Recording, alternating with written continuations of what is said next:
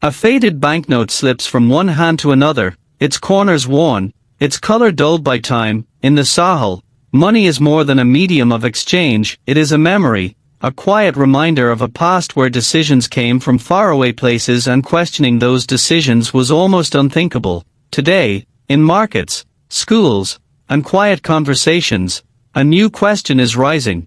Can a currency hold dignity?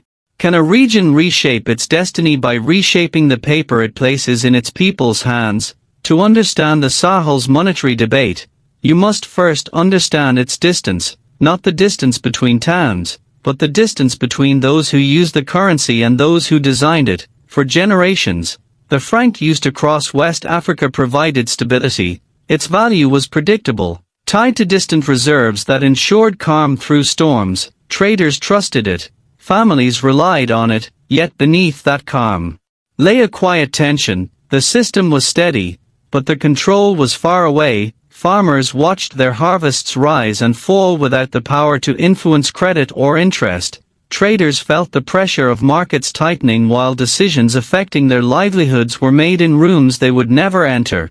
Communities learned to endure what they could not change. They built informal savings groups, relied on community networks, and treated every financial shock as fate rather than design. But something shifted when new voices entered the conversation. Students, scholars, young professionals in Bamako, Ouagadougou, Niamey, and beyond, they began asking why the value of their labor was shaped by decisions made outside their borders, why a resourceful region had to rely on monetary tools not crafted with its realities in mind. A currency, after all, is more than a piece of paper, it is a mirror of power. It shows who influences economic rules, who negotiates the future, and who holds the responsibility when storms arrive. And in the Sahel, that mirror exposed a contradiction.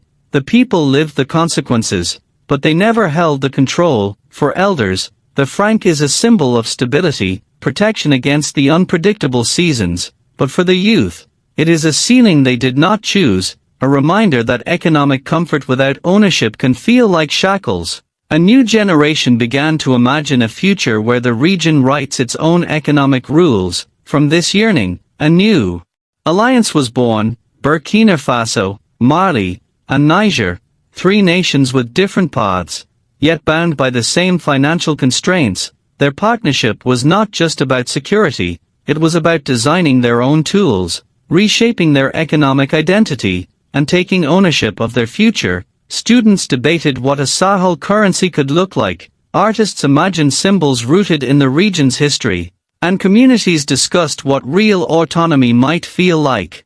The first tangible step came with the creation of a new development bank, a regional institution built to mobilize local resources for local priorities. It wasn't a currency yet, but it was the soil from which one could grow. Observers across Africa noticed.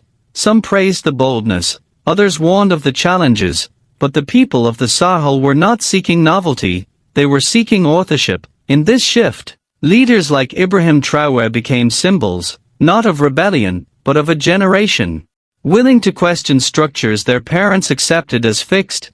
The youth saw monetary reform not as a technical issue but as a form of identity, a way of claiming space in a world that had long defined them from the outside. But a new currency cannot be built on dreams alone. Reserves, stability, and trust are the pillars of every successful monetary system. The Sahel knows this. A future currency would need a strong financial backbone, predictable performance, and a level of trust that grows slowly, earned through transparency and shared responsibility. If successful, a Sahel currency could strengthen regional trade, reduce dependency on external systems, and represent unity in a region often described only through hardship. But its greatest power might be cultural. A coin can carry a story of agency, collaboration, and a refusal to inherit limits. The Sahel now stands at a turning point. After decades of using a currency that stabilized its economies but never truly reflected its voice, the region finally has the chance to design its own architecture. The faded banknote that passes from hand to hand becomes a symbol, not of the past, but of what still needs to change. And so a final question remains: who will shape the next chapter of the Sahel's economic story, and what trust will bind that chapter together. Your reflections matter. Your voice is part of this unfolding conversation. Across cities like Ouagadougou, Niamey, and Bamako, students debated the idea of a Sahelian currency, not as a rebellion, not as a slogan, but as a possibility, a symbol of autonomy, identity, and authorship. Then came the alliance. Mali, Niger, and Burkina Faso began building not just military cooperation, but economic imagination. They announced plans for a regional development bank, the first step toward a future where financial power grows from within the Sahel rather than from outside it. It wasn't a declaration of a new currency, it was something more important, a declaration of confidence. The region began imagining what a shared currency could represent, a symbol of unity in a world that often misunderstands them, a tool shaped by local priorities, not foreign expectations.